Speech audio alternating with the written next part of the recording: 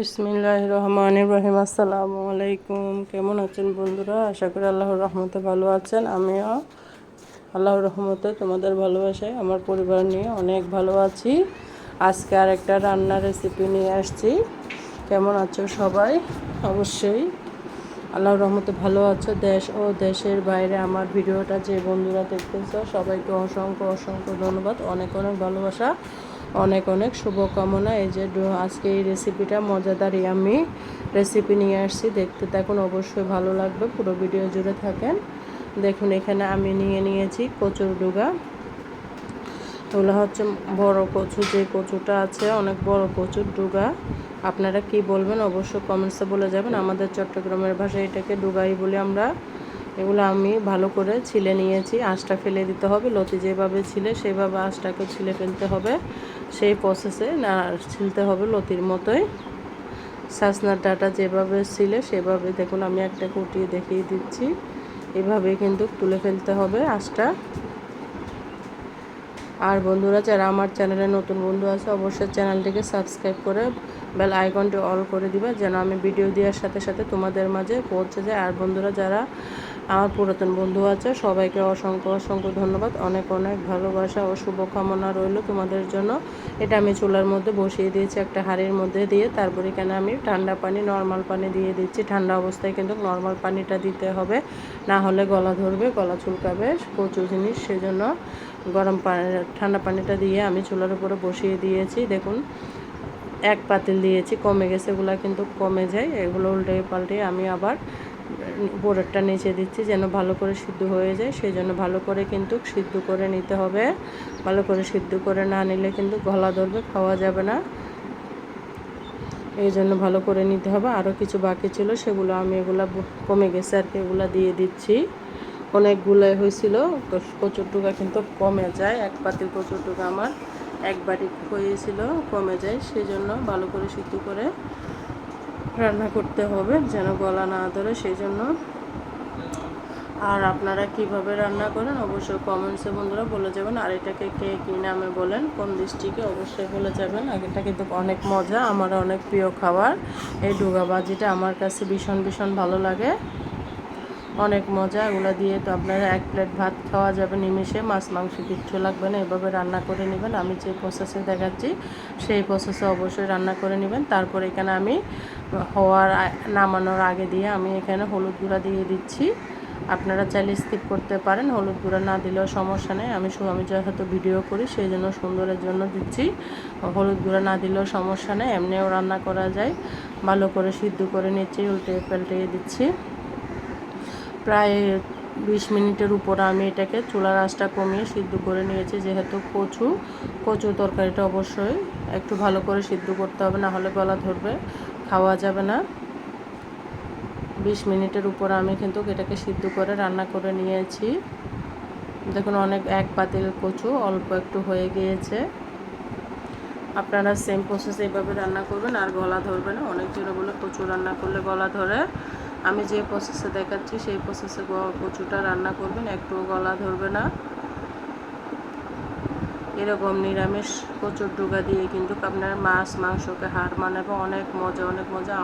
আমার হাজব্যান্ডের তো অনেক প্রিয় খাবার, এটা অনেক ভালো লাগে আমাদের কাছে, তবে আমার বাচ্চারা খায় না, আমরাই খাই। তারপরে এই যে রান্না হয়ে গেছে প্রায়, অনেকক্ষণ ধরে বন্ধুরা রান্না করছি, তোমাদের মাঝে শেয়ার করছি, রান্না করছি 20 মিনিটের উপরে, একটু একটু করে শেয়ার করতেছি, বারবার নেড়ে দিচ্ছি, সেই জিনিসটাই সিদ্ধ করতেছি। আমার এটা সিদ্ধ করা হয়ে গিয়েছে। তারপরে এখানে আমি একটা ঝাঁকা নিয়ে নিয়েছি, ঝাঁকার মধ্যে ঢেলে দিয়েছি, সিঙ্কের উপরে রেখে এটাকে ভালো করে পানিগুলা ভালো করে চিপে নিতে হবে, না হলে তাও গলা ধরবে। এর জন্য ভালো করে খুন্তি দিয়ে চেপে চেপে, যেহেতু গরম হাত দিয়ে যাবে না সেই জন্য খুন্তি দিয়ে চেপে চেপে পানিটা সরিয়ে ফেলতে হবে যেন একদম ঝরঝরা হয়ে যায়। আমি অনেকক্ষণ ধরে চিপে চিপে পানিগুলোকে সরিয়ে দিয়েছি যেন একদম ঝরঝরা হয়ে যায় বন্ধুরা।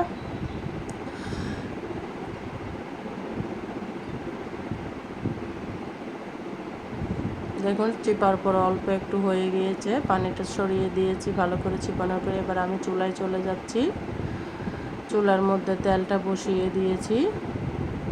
তেল বসানোর পরে এখানে আমি বেশি করে রসুন দিয়েছি। রসুনটা কিন্তু বেশি দিবেন, পেঁয়াজ না দিলেও সমস্যা নাই, রসুনটা অবশ্যই বেশি দিতে হবে। আমি একটা রসুন দিয়ে দিয়েছি এখানে। রসুনটা না দিলে কিন্তু গলা ধরবে।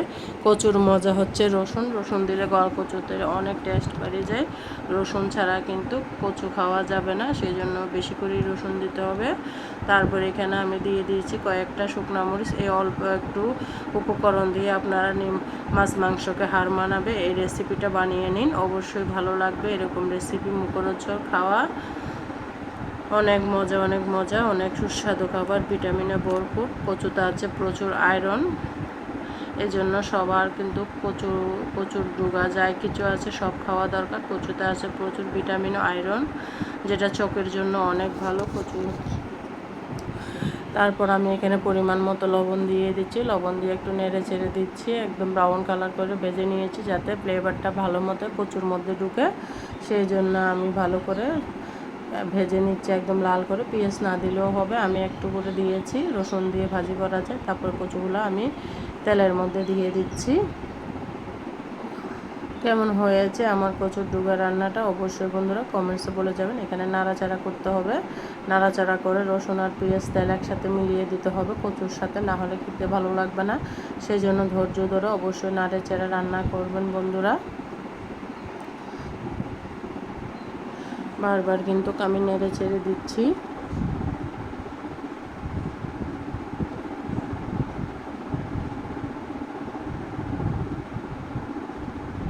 অনেকক্ষণ ধরে আমি নাড়াচাড়া করছি, কিন্তু অনেকক্ষণ ধৈর্য ধরে আমি রান্না করতে বলি সব বন্ধুদেরকে। কারণ ধৈর্য ধরে রান্না করলে কিন্তু সব রান্নায় মজা হয়। যেটা তো সবজি বলেন, মাছ বলেন, মাংস বলেন, শাক বলেন, যেটাই বলেন, কিন্তু ধৈর্য ধরে রান্না করলে আপনার খাওয়াটা অনেক মজা লাগবে, লোভনীয় লাগবে। আর ভালোবাসা দিয়ে অবশ্যই রান্না করবেন, ভালোবাসার মানুষদের জন্য।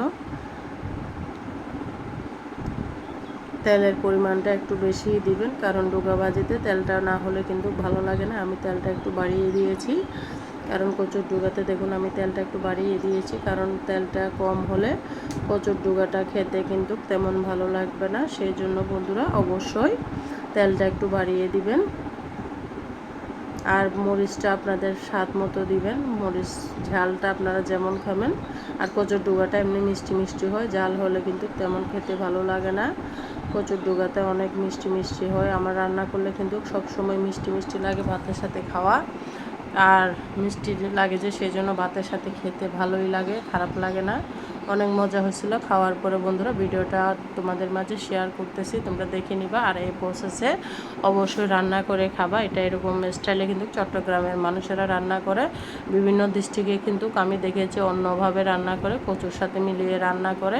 এই প্রসেসে যদি তোমরা কচুটা রান্না করে খাও, অবশ্যই আমি গ্যারেন্টি দিয়ে 100% গ্যারেন্টি দিয়ে বলতে পারি অনেক ভালো লাগবে খেতে। দেখতে যেরকম লোভনীয় হয়েছে, খেতেও সেরকম কিন্তু অনেক মজাদার লোভনীয় হয়েছে।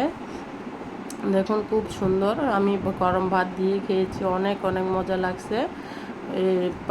এমনি রান্না করা ওরা বিভিন্ন ডিস্ট্রিক্টের আমি দেখেছি এমনি রান্না করে কচুর ডুগাটা। আমরা কিন্তু চট্টগ্রামে এভাবে রান্না করি, চট্টগ্রামের মানুষরা এভাবে ডুগাটাকে ছিলে সুন্দর করে ভাজি করে রান্না করি। শুকনা অনেক মজা, খুব মজাদার খাবার, লোভনীয় খাবার। আর বন্ধুরা সবাই আমার সাথে থাকবেন, আমার চ্যানেলের সঙ্গেই থাকবেন। তো আপনাদের ভালোবাসায় এত দূর আসছি, আরও সামনের দিকে এগিয়ে যাওয়ার জন্য অবশ্যই পাশে থাকবেন। আর বন্ধুরা ভিডিওটা অবশ্যই একটা লাইক দিবেন, লাইক দিতে ভুলে যায়। আমার কমেন্টসের তুলনায় লাইকটা বেশি কম হয়, কমেন্টস বেশি হয়। এই জন্য বন্ধুরা তোমরা লাইকটা আগেই দিয়ে দিবা। তোমাদের কাছে রিকোয়েস্ট, একটা লাইক দিয়ে ভিডিওটা কন্টিনিউ করবা।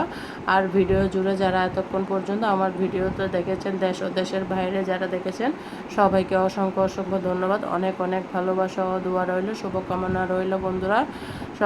সবাই ভালো থাকবেন, সুস্থ থাকবেন। ভিডিওটা আজকে এই পর্যন্ত রাখলাম। আমার জন্য, আমার পরিবারের জন্য অবশ্যই দোয়া করবেন। আসসালামু আলাইকুম রহমতুল্লাহি ওয়া বারাকাতুহু। আল্লাহ হাফেজ, আবার দেখা।